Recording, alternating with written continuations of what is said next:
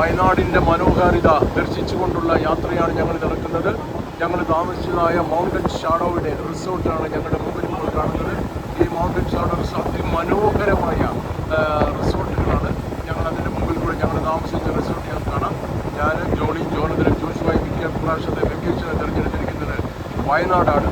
വയനാട് റിസോർട്ടിൽ താമസിച്ചതിന് ശേഷം ഞങ്ങൾ ബോട്ടിങ്ങിൽ ഇറങ്ങിയതാണ്. ഇത് ബാനാസുര ഡാം എന്ന് പറയും, സെക്കൻഡ് ലാർജസ്റ്റ് എർത്ത് ഡാം.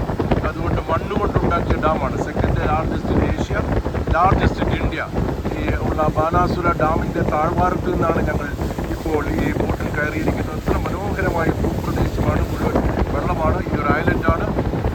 ഈ ഐലൻഡൊക്കെ കാണാനായിട്ട് ദൈവം ഞങ്ങൾക്ക് ഭാഗ്യം തന്നു. ഞങ്ങളിവിടെ എത്തി. രാവിലെ ഞങ്ങൾ ഈ ബോട്ടിങ്ങിന് ശേഷം ഇനി ഞങ്ങളുടെ പോകുന്നത് കുറുവ ദ്വീപിലേക്കാണ്. കുറുവ ഐലൻഡിൽ ബാംബു ഡ്രാഫ്റ്റിംഗ് ഉണ്ട്.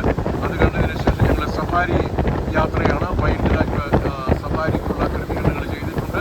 അങ്ങനെ ഈ ദിവസം മുഴുവൻ മനോഹാരിതമായ പ്രകൃതി രമണീയമായ വയനാടിൻ്റെ മനോഹര ദൃശ്യങ്ങളൊക്കെ ആസ്വദിച്ചുകൊണ്ടും ഭക്ഷണമൊക്കെ കഴിച്ചുകൊണ്ടുള്ള ഒരു യാത്രയാണ്.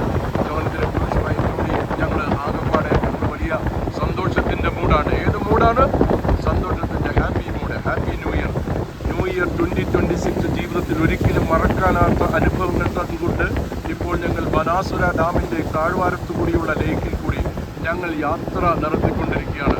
എത്ര അതിമനോഹരമായ പ്രകൃതി ദൃശ്യങ്ങൾ! ഈ മനോഹര ദൃശ്യങ്ങളൊക്കെ കാണുവാനും ഈ പ്രകൃതിയുടെ സുന്ദര നിമിഷങ്ങളെ ഈ ക്യാമറയിൽ കോർത്തെടുക്കുവാനും ഞങ്ങൾക്ക് സാധിച്ചു. ഞങ്ങളുടെ യാത്ര തുടർന്നുകൊണ്ടേയിരിക്കുന്നു. ഏതാണ്ട് 15 മിനിറ്റുള്ള ബോട്ട് ജേർണി മുഴുവനായി ആസ്വദിച്ചുകൊണ്ട് വയനാടിൻ്റെ സുന്ദര ദൃശ്യങ്ങൾ ഞങ്ങളുടെ ജീവിതത്തിലെ യാത്രാനുഭവങ്ങളാക്കി മാറ്റിക്കൊണ്ടുള്ള യാത്ര ഏതാനും